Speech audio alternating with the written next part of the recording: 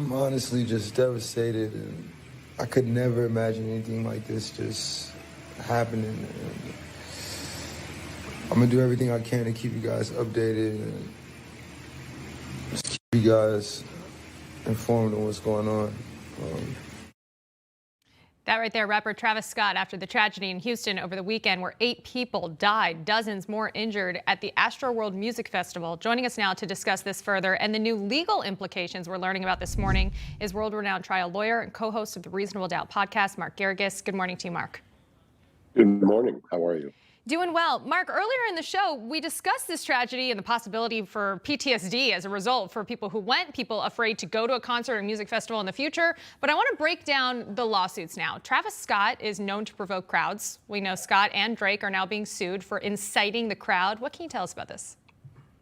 Well, the lawsuit is going to cite and has cited the fact that the promoter and the security were doing very little to control the crowd. And so that's going to be kind of the basis or the negligence.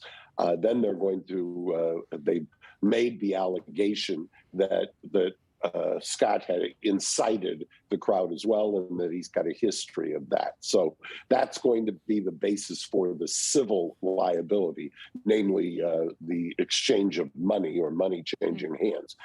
There's potentially some criminal exposure here as well. He's got a history, and I'm sure the local prosecutors have looked at that. So he's got his hands full this morning in dealing with this, and obviously the promoter, I'm sure, has already responded to be on the side along with the insurance companies involved. Yeah, we'll get more on Travis Scott's history in just a moment. But Mark, let me ask you, according to reports, officials were worried about crowd control before the concert. So how is that in regards to negligence going to play into effect here? Did they not have enough people for the 50,000 person crowd? Did they not have enough medic on standby? How will that play out?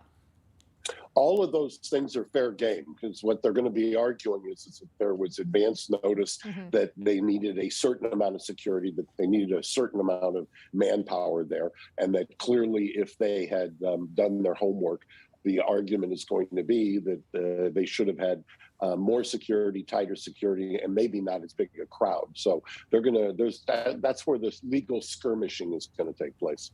Let's talk about the history for a second now. This incident is listed as a mass casualty. Again, 8 people dead, hundreds, if not more, injured. But it's important to note, back in 2015, Travis Scott was arrested and charged with disorderly conduct for urging fans to ignore security measures by climbing over barricades at Lollapalooza. So do you think that is now going to be brought up in regards to this case, maybe a history of repeat behavior? Or was that instance stopped? Could it have turned into something like what we saw over the weekend if they didn't arrest him?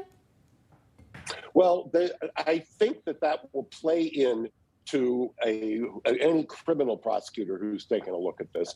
Then you've got the idea that are those kinds of things known to the promoters? Are they known to security and to whoever is insuring the event itself? So yes, all of those things play into it. And clearly, if this in the unlikely event like something like this ever went to a trial, a judge would decide whether or not that comes in a pretrial motion. And talking about insurance, how could he get insurance in the future? Like you've mentioned before, when we previously talked about actor Alec Baldwin going to face issues getting insurance for movies now in the future. Let me ask you lastly, though, Mark, with today's day and age, everybody has a cell phone. We've already seen so many videos, images, recounts of what happened that night. Do you think that's going to be a major part of this?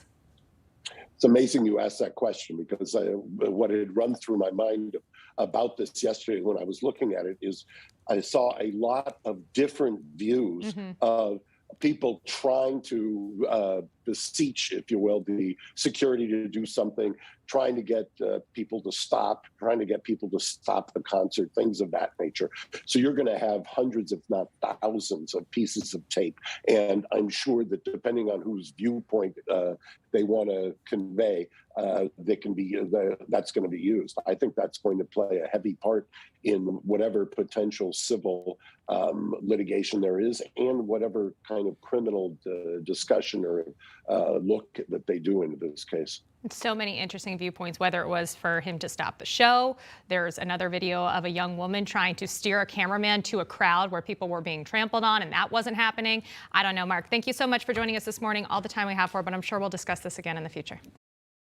Hey, I'm Rob Finnerty. Thanks for watching. If you enjoyed this video, please join the conversation in the comments below. Don't forget to subscribe, too.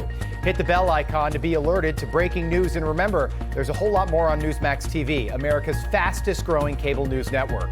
Newsmax TV, where real news for real people.